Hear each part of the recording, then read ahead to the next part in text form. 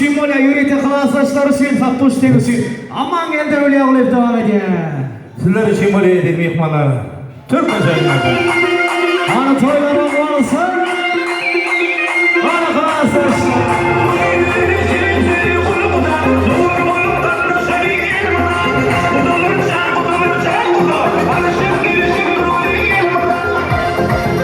Hadi edinler tamamladılar için.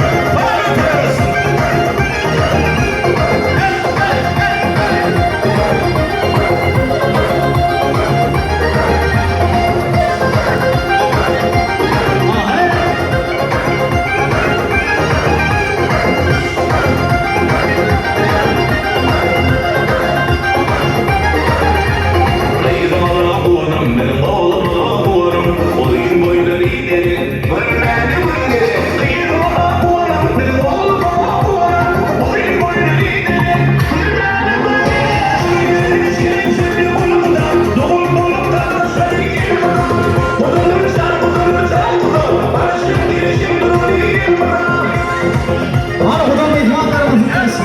Ahmet.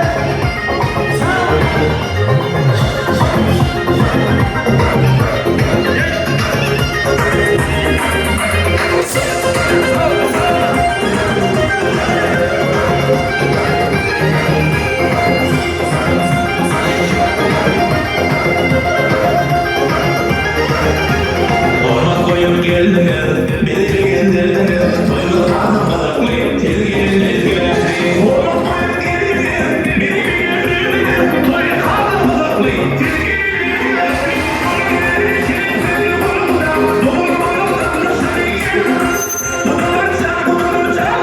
Karışık girişim böyle.